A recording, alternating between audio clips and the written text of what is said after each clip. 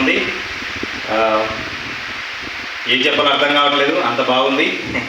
ఎంత ప్రయాసంతో మీరు పనులన్నీ చేసుకొని వచ్చి మరలా మీరు దేవుని ప్రేమించి దేవుని సంఘంలో ఈ రీతిగా మీరు కూడుకొని దేవుని కనపరుస్తున్న విధానాన్ని చూస్తే చాలా సంతోషంగా ఉంది. పాస్టర్ గారికి నా యొక్క ప్రత్యేకమైన వందనాలు తెలియపరుస్తున్నాను ఈ భారాన్ని బట్టి. ఎందుకంటే సిటీలో చూస్తే అక్కడున్న వారు రావడానికే చాలా కష్టపడుతూ ఉంటారు. ఏమనంటే మేము అలసిపోయామని అంటారు, కానీ మీరు పనులన్నీ చేసుకుని మరలా దేవుని సన్నిధికి వచ్చారు. మీ అందరికీ కూడా దేవుడు తప్పకుండా తగిన దీవెనలు ఆశీర్వాదాలు ఇస్తారని నేను నమ్ముచున్నాను. మనం వాక్యంలోనికి వెళ్దాం. మనకు ఉన్న సమయము అరగంట మాత్రమే ఉంది. వాక్యంలోనికి వెళ్దాం. మనం చూసినట్లయితే ఈ రోజున దేవుడు కొన్ని మాటలు మాట్లాడాలని ఆశపడుతున్నాడు. గమనించుదాం. The topic is repentance. Repentance అంటే పశ్చాత్తాపం. పశ్చాత్తాపం గురించి దేవుడు మాట్లాడాలని ఆశపడుతున్నాడు. ఈరోజు ఇద్దరు వ్యక్తుల గురించి దేవుడు మాట్లాడాలని మన ముందు ఉంచుతున్నాడు.